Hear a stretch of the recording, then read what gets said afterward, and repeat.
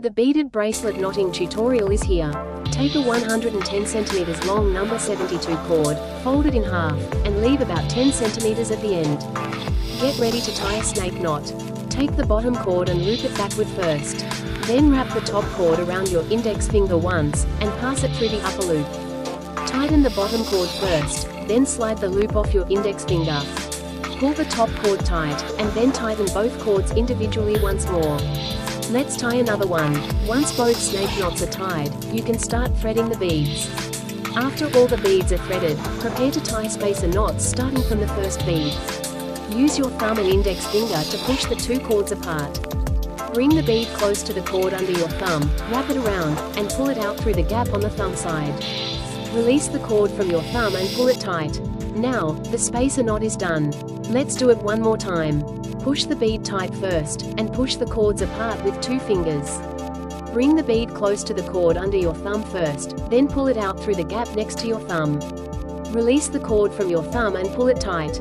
After that, just keep repeating the same method for the rest. These spacer knots not only prevent the beads from rubbing against each other, but can also be used to extend the length of a bracelet or necklace when you don't have enough beads. Once all the beads are threaded and knotted, simply push the last bead tight. You don't need to tie another spacer knot after it. Instead, tie two snake knots just like we did at the beginning. Look, this is how it should be. Next, overlap the two ends like this to prepare for weaving the adjustable sliding knot. Fold a 25 cm long number 72 jade cord in half, and place it underneath the base cords. Cross the bottom cord over the top one, then pass the lower cord through the left loop.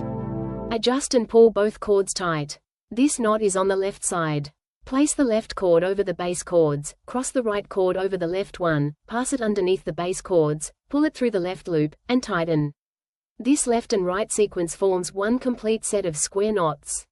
Next, switch to the right side and place it over the base cords.